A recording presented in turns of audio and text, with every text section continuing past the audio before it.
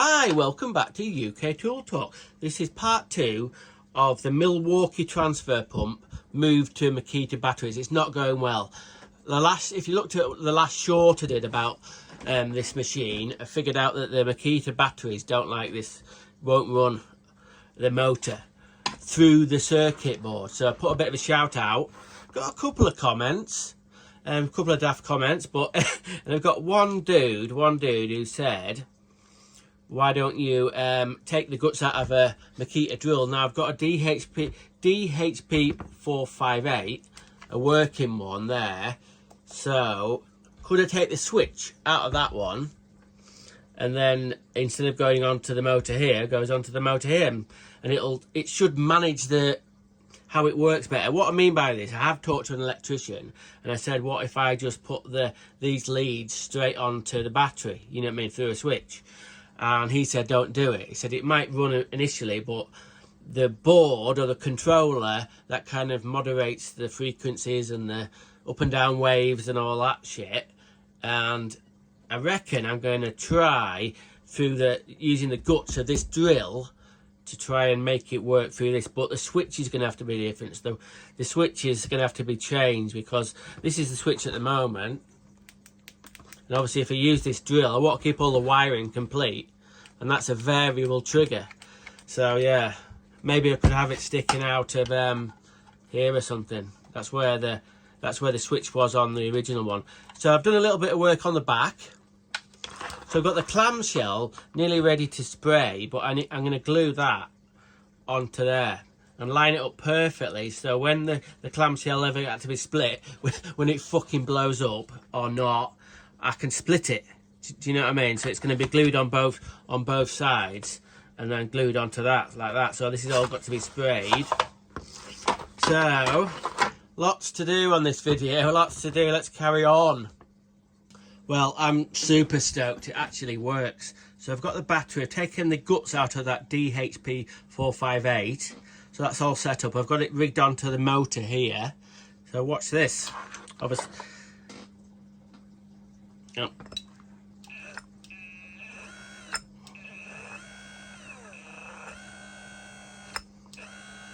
There you go, it's all working. So do I leave the variable trigger in it? No, not really, because you'd have to hold your hand on it. I'd have to wedge it in somehow. But what I wanted to use was put the original switch back on, which is this. Looks quite simple. Get the wires snipped off. But do I put that switch on the live that comes off the battery into there, or the live past the switch? I don't think it makes any difference really. No, shouldn't do. Try that. Okay, I think we're getting somewhere. I've put the switch in line on the live out of the Makita switch. This is the Milwaukee switch here. So if I hold that down, the light comes on. Don't worry about that. And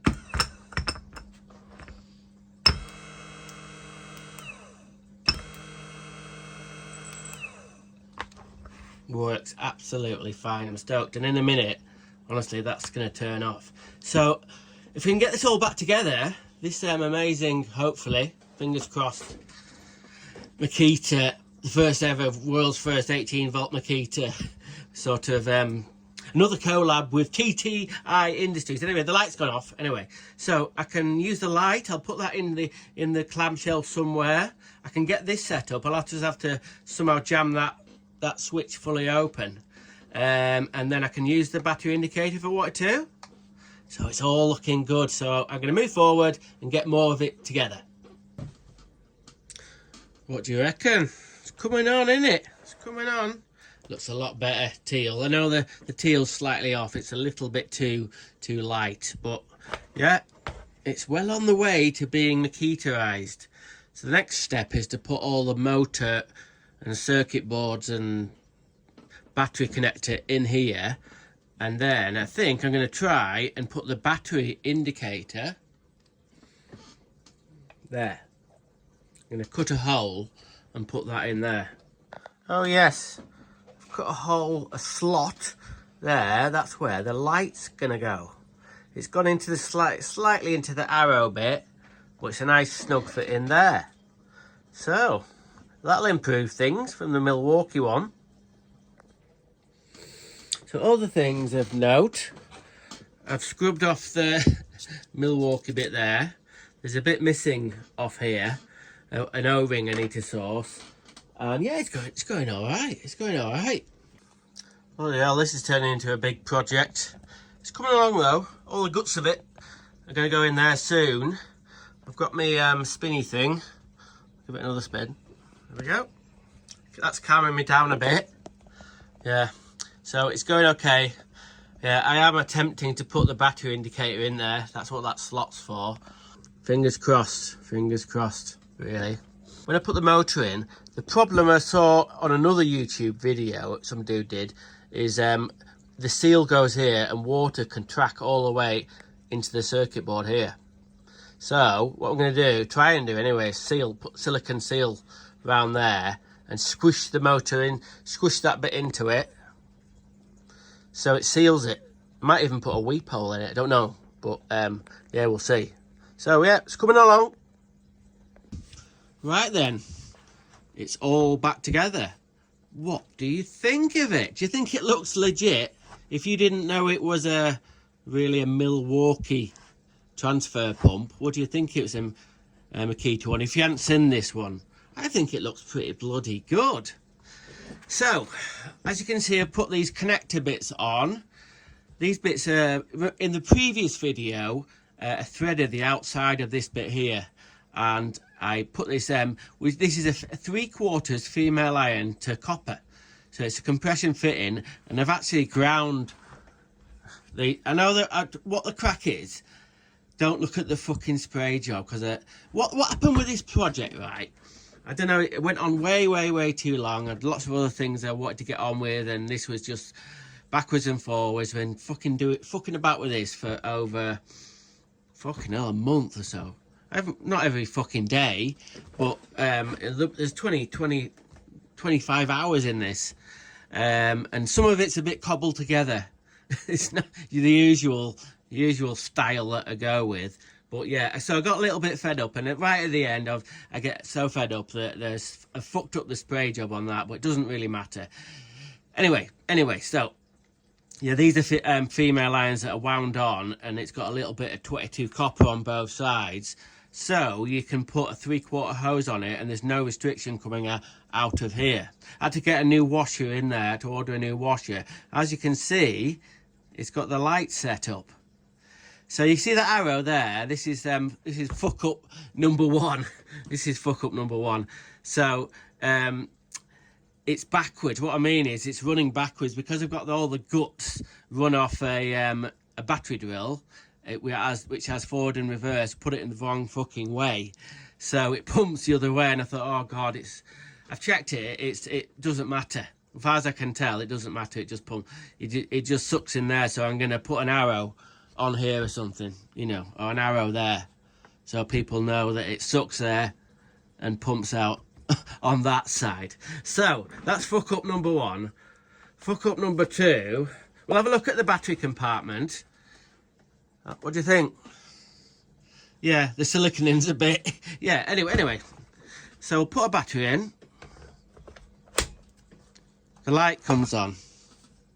The light doesn't fucking go off. If the battery's in, the light doesn't go off. Because what I should have done, in hindsight, is put the switch between the battery and the Makita switch, which is buried in there. So that's how I should have done it, and then it would have the light would have only come on when you press the trigger. But at the moment, it's pretty good light actually. This is out of a really old Makita drill, and it's pretty good. So yeah, that's two fuck ups. But I've got the battery indicator working, so I don't know where you can see that. Yeah. So I've got that bit working. So I've got a few little bits and bobs to do with it. I've tested it a little bit, and it fucking works really well. But just a few little touches. The clamshell didn't go back 100%. Didn't really clamp up. And then when I really rived it, twisted the clamshell so the switch wouldn't work. So what I'm going to do is I'm going to put some clear silicone in the crack there, and also I might put a little bit round there as well. So if it's out in the rain, it's got less chance of getting into the clamshell. So there we go. That's all. I'm stoked. I'm stoked this is nearly finished. In a minute we're going to do some testing and see how it runs. Now I said I was going to do a test where I took these off, and then I was going to put like the 1/2 inch BSP insert and see if it would run any slower, but I can't be arsed. I'm not going to do it. Anyway, I've put these on with Loctite. So sort of plumber's Loctite, so they're not fucking going anywhere. So yeah, but I think I've improved it by having a 3 port, a 3, you know, instead of the 1/2 inch bush, reducing it down to that bore there to about 15 mil or something less, maybe less. It's gone up to 20 mil nearly. No, not quite, but anyway, it's like the same as that really, nearly all the way through to where the actual impeller is. So yeah, it's going pretty good. I'm actually bloody chuffed with this. You know, so as long as I'm a bit nervous yet about it potentially because of all my wiring and all that. It's going to blow up or it's going to overheat and burn out. So don't know, might do. It might not, but if it runs for a bit and we can use it at work for pumping out hot water cylinders, this is what this is going to get used for the most, pumping out hot water cylinders or big storage tanks or something like that when you can't put a mains pump in there. So let's get some testing done anyway. We gotta take the power back.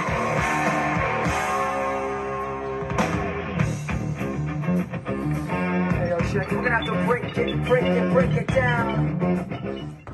Right then, let's give this Makita, was a Milwaukee pump, a test. We've got the pond there, my missus's pond, and we're going to pump it out into here. So just give it a good test run. Now if you're wondering why I had some Rage Against Machine on, well that's to block out the bloody dogs. We've got dogs both sides. It's a fucking nightmare. 4 years of this, you try fucking dealing with that. Anyway, we're going to put the Rage Against the Machine back on in a minute, but we're going to test this. So we're going to come in a little bit and we'll see if this is going to work.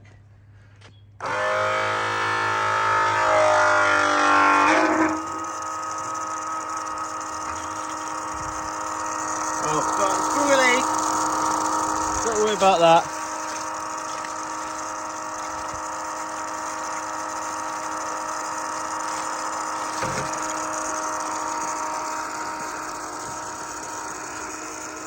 I better get that tightened up.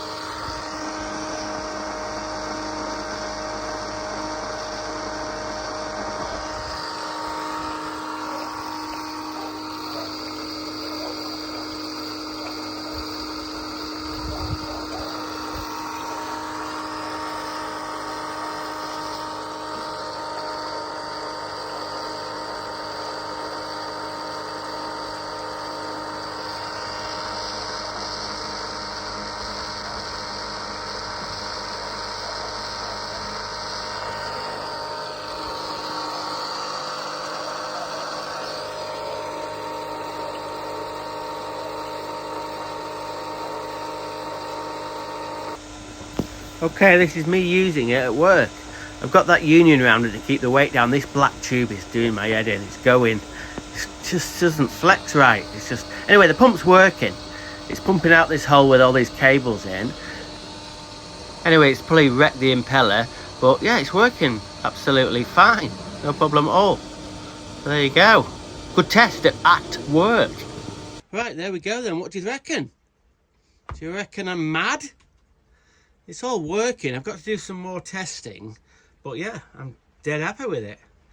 Now, the reason that I did this thing, because I love adapting tools. And I am on the Makita platform. When this came out, I thought, oh, I want one of them. And it was always in the back of my mind to do this. If you're on the Milwaukee platform and you're a plumber or heating engineer, yeah, definitely get one of these. Definitely. Like I said, more testing to do. But I think I've improved it, really, because it's got a battery indicator on it and it's got the light. Now, in the video just before this one, you'll see I was pumping out a really dirty hole. So we're going to see what the state of play is with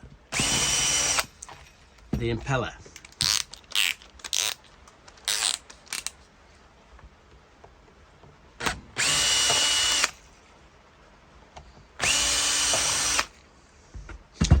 Right then, this could be really scratched, because when I was using it in the video, it was yeah, pumping out a very sandy hole. Found an intruder. Can you see that down there? Hang on. It's got a bloody pebble stuck in it. No wonder. I thought at the end of the last video that it wasn't working very well, and that's why. Get that pebble out. Bloody hell.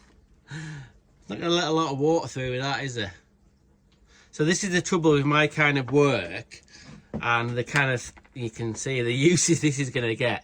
The little filter bit that came with that crappy black pipe, I'm going to sort of fit the end of it onto the other hose pipe so it works better. But let's have a look at the impeller. Yeah, look at that one.